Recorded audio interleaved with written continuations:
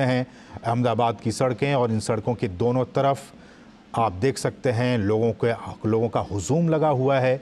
लोग दोनों ही नेताओं को, अपने चहेते प्रधानमंत्री नरेंद्र मोदी और मेहमान राष्ट्रपति संयुक्त अरब अमीरात के राष्ट्रपति शेख मोहम्मद बिन जायद अल नाहयान को देखने के लिए, उनके ग्रैंड वेलकम के लिए हाथों में तिरंगा झंडा लिए हुए उनका स्वागत कर रहे हैं।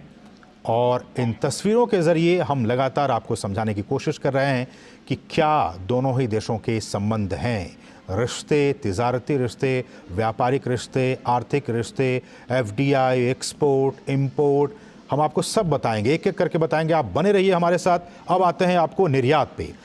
संयुक्त अरब अमीरात को भारत की तरफ से जो हम निर्यात करते हैं, एक्सपोर्ट करते हैं, उसमें निर्यात में पेट्रोलियम हम इंपोर्ट करते हैं, लेकिन पेट्रोलियम से बने जो उत्पाद हैं वो रत्न और आभूषण, जेम्स एंड ज्वेलरी, हम जानते हैं कि गुजरात इसमें काफ़ी अग्रणी राज्य है जेम्स एंड ज्वेलरी में।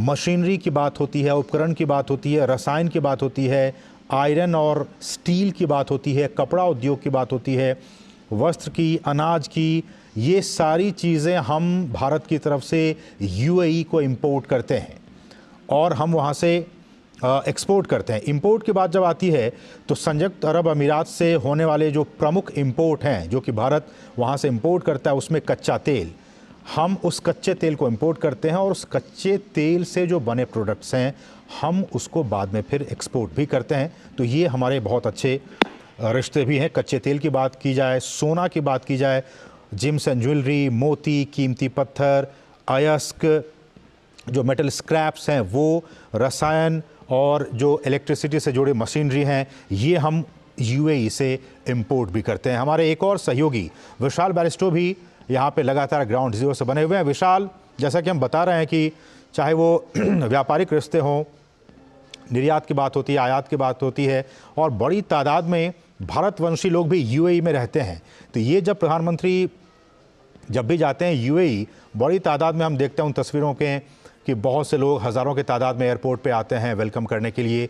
कहीं ना कहीं इस यात्रा के ज़रिए जो पीपल टू पीपल कनेक्शन है वो और भी प्रगाढ़ होता नजर आएगा हमें आने वाले वर्षों में।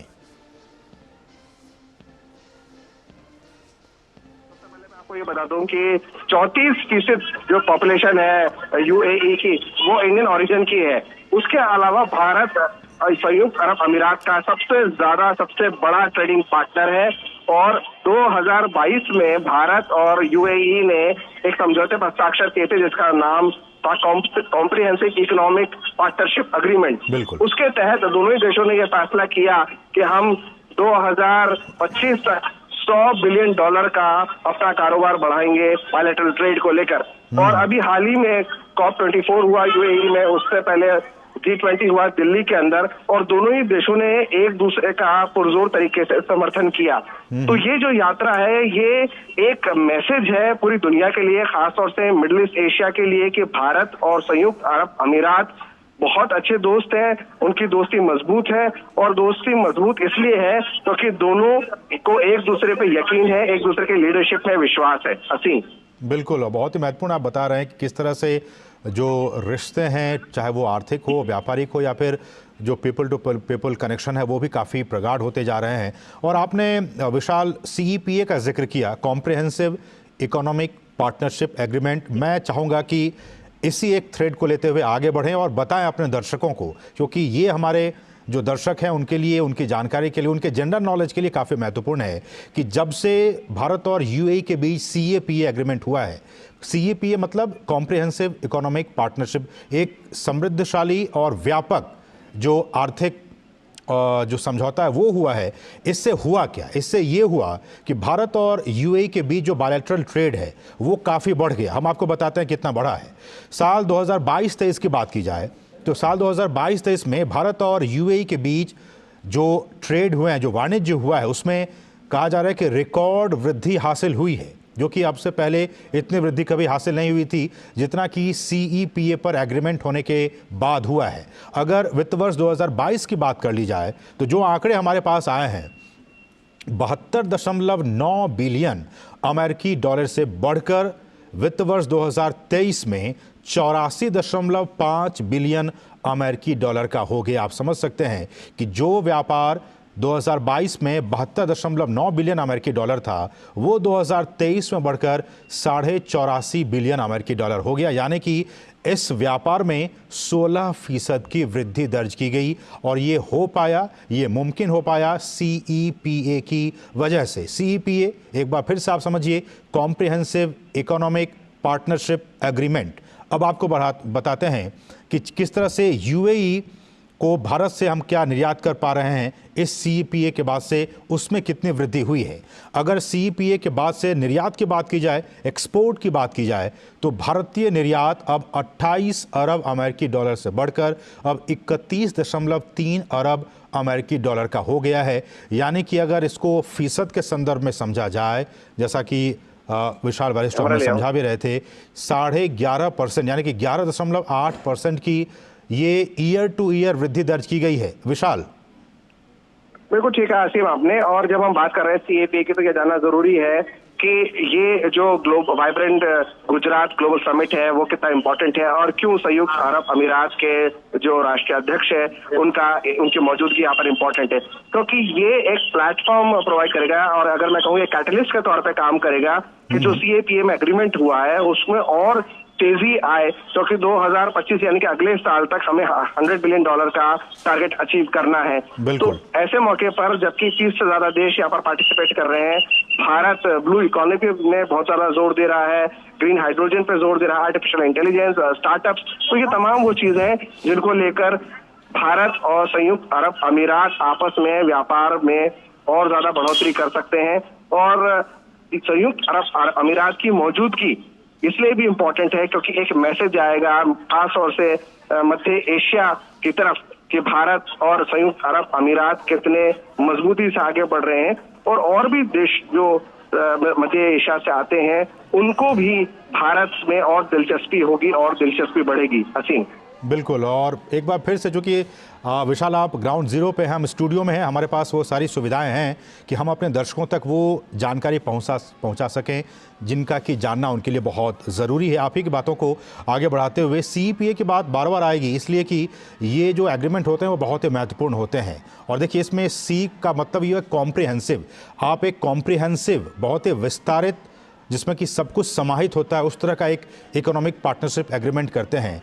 तो जैसा कि विशाल बता रहे थे कि आने वाले वर्षों में दोनों ही देशों की ये कोशिश है कि 100 बिलियन डॉलर तक हम अपने आपसी व्यापार को पहुंचाएंगे। तो इसके पीछे की जो चीज़ें हैं वो आपको बता दें कि अगर CEPA लागू हुआ है, जैसा कि हम बता रहे हैं कि इसमें किस तरह से इसमें जो व्यापार है उसमें बढ़ोतरी हुई है, जो एक्सपोर्ट है उसमें बढ़ोतरी हुई है, और भारत का जो वैश्विक निर्यात है, ग्लोबल एक्सपोर्ट है, उसमें भी 5.5% से ज़्यादा की वृद्धि हुई है। अगर हम UAE को छोड़ भी दें तब भी भारत का जो ग्लोबल एक्सपोर्ट है वो 4.8% की दर से लगातार बढ़ता जा रहा है। लेकिन हम सभी जानते हैं, और जब ये दोनों नेता मिलेंगे, आपसी बातचीत होगी, MOUs पे एग्रीमेंट होंगे, तब बहुत सारे ऐसे क्षेत्र होंगे जिस पर कि समझौते हो सकते हैं, जिस पर बातचीत हो सकती है।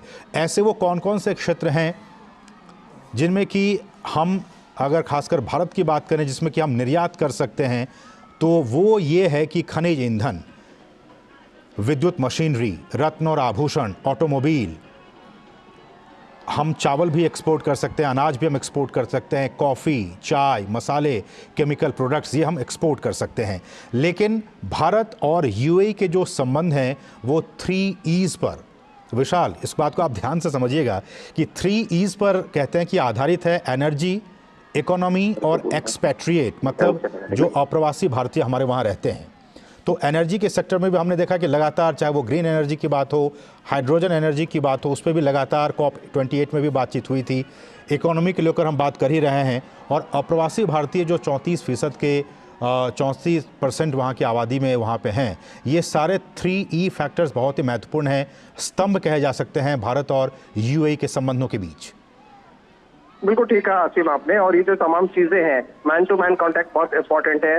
हमारे संयुक्त अरब अमीरात के साथ कितने रिश्ते अच्छे हैं, इसका एक छोटा सा उदाहरण मैं आपको देना चाहूंगा कि हाल ही में जो हमारा दिल्ली IIT है उसने अबू धाबी में कैंपस खोला और ये इसलिए इम्पोर्टेंट हो जाता है कि संयुक्त अरब अमीरात, जो एमिरेट्स, ग्रुप ऑफ एमिरेट्स है, अलग अलग अमीरात है वहां पर, तो जी। वो भारत के अंदर कितना इंटरेस्ट ले रहे हैं। जब दिल्ली आईआईटी का कैंपस वहां पर खुला है, उससे पहले मैंने कुछ बच्चों से बात करी थी जो दिल्ली आईआईटी कैंपस में उनको इनवाइट किया गया था, और उन्होंने आके पूरा कैंपस देखा, और खास तौर से जो ड्रोन का सेक्टर है उसमें उन्होंने काफी इंटरेस्ट लिया। आर्टिफिशियल इंटेलिजेंस में उन्होंने क्लासेस ली, और वो बहुत ज्यादा एक्साइटेड थे, और उन्होंने कहा मुझसे ऑन कैमरा बोला कि हम जाएंगे, कि हम जो दिल्ली आईआईटी का कैंपस है वहां पर हम एडमिशन लें।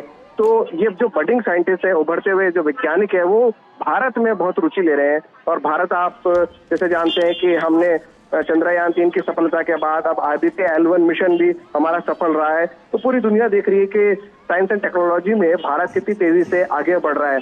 हाँ, हमारे जो ट्रेडिशनल ट्रेड है वो जरूर रहेगा, जिसमें आपने बात करी खासतौर से मिनरल ऑयल की, खनिज तेल की आपने बात करी, जेम्स एंड ज्वेलरी की बात करी।